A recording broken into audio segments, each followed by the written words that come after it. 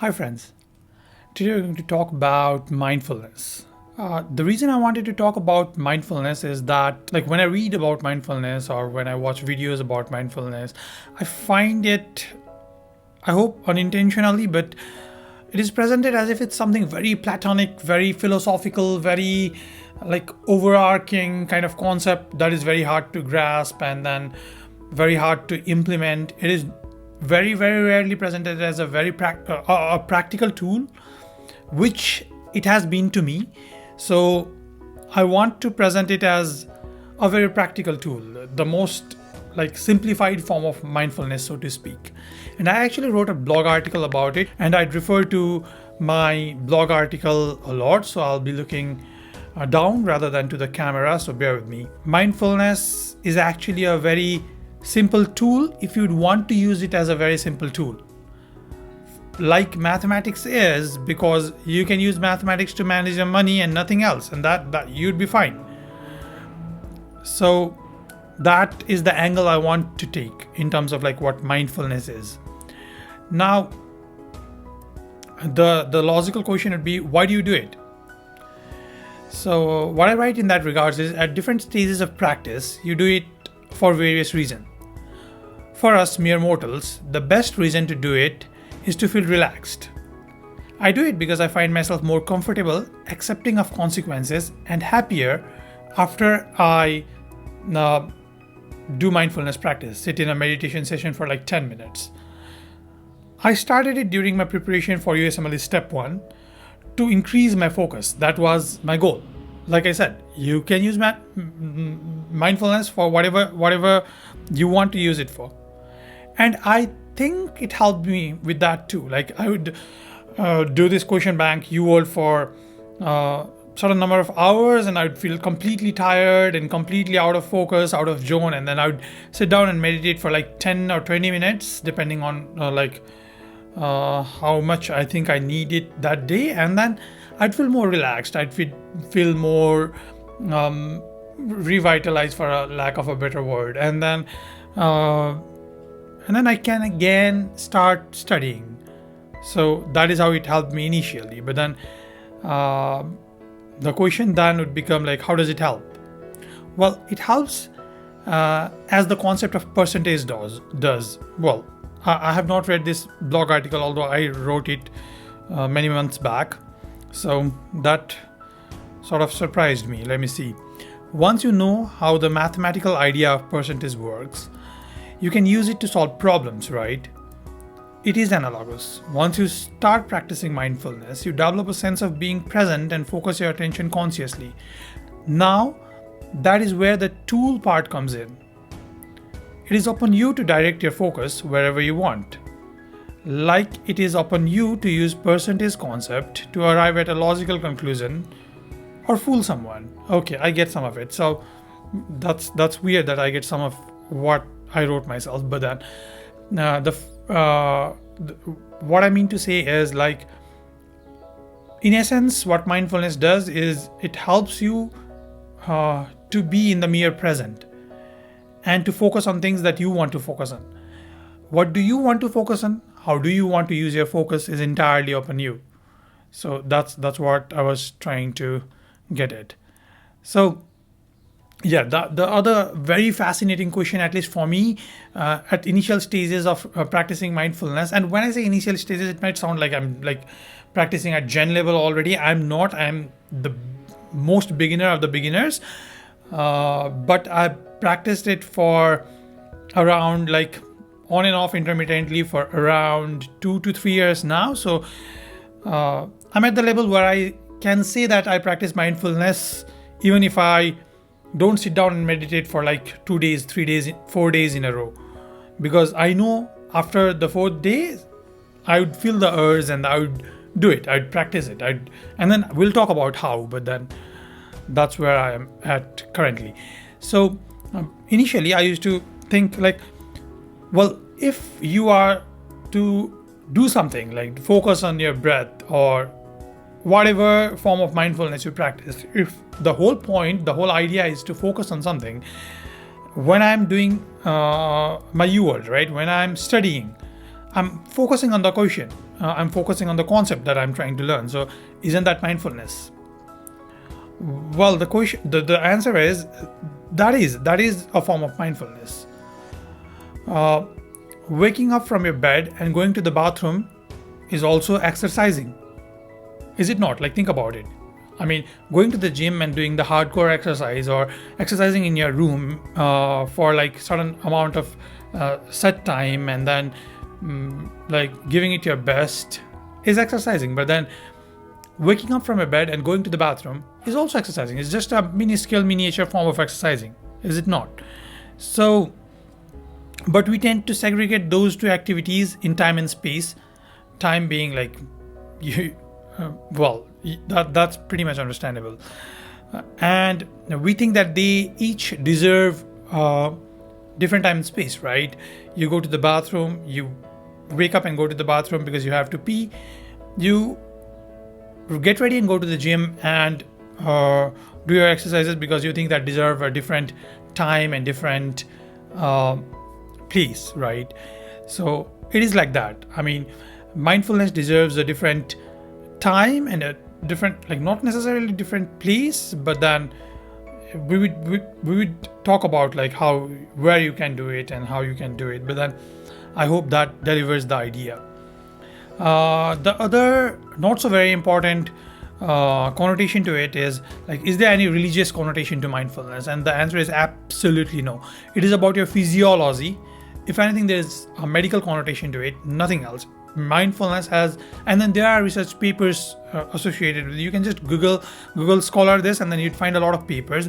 There is actually a dose dependent effect on your mental health of mindfulness. So there is no religious connotation to it whatsoever. I'd not glorify that with an explanation, but then there is none. At least for me, there is none. Well, the other question might be, are there scientific evidence? Like I already said, there are. You can find them in Google, a lot of it. Just like do a Google search, you'd find out. So now the other part is, and if I've convinced you that mindfulness is important, the other part would be, how do you do it? How do you do mindfulness? So I'll just like go through my list, and then I hope that would give you at least the foundation of how you can start, and then you can modify it accordingly. So most people confuse this part. Everyone and their mothers have developed their own way of doing the exercise.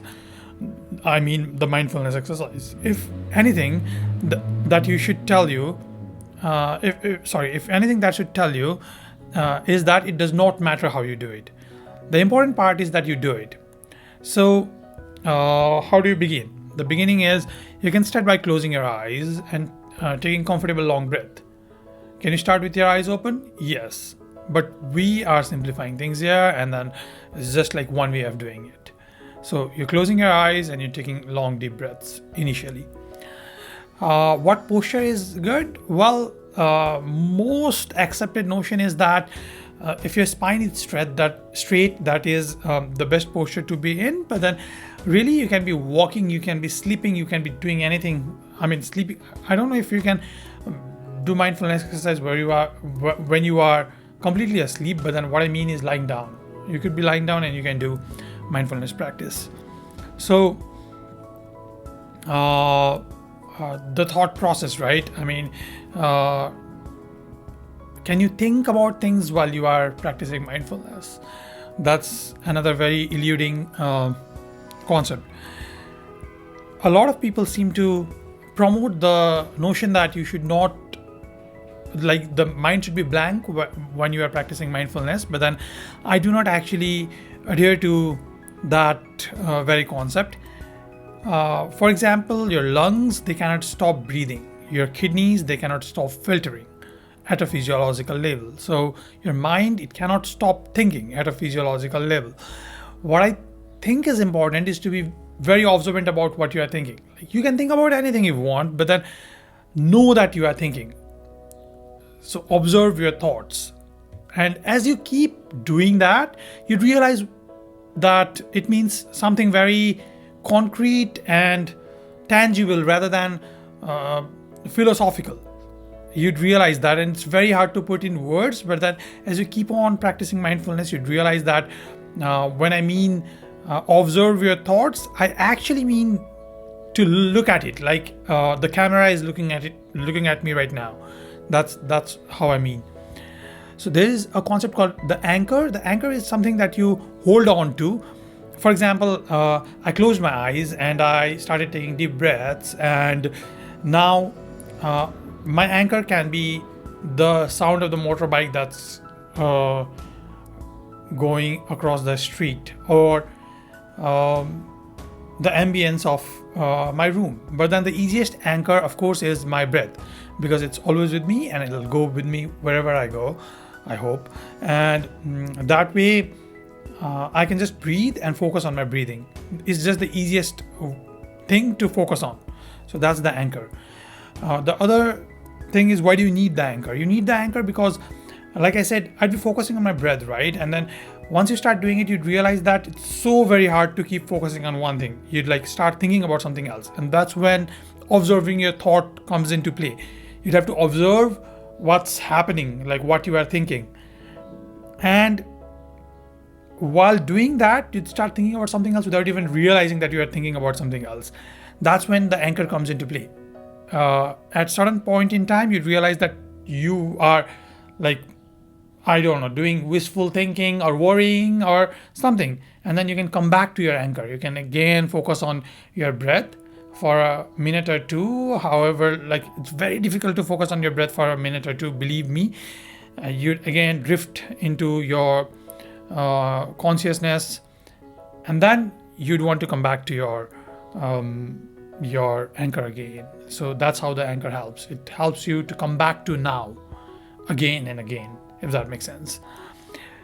Initially, I would want you to put a timer that would like tell you how long it is. Not because like you drift into your consciousness and you'd be so lost in mindfulness and then you'd be so blissful that you'd not even realize that hours have passed by. That does not happen. Your spine start hurting, you'd not feel comfortable, you'd get bored, you'd feel sleepy, and a lot of things would happen.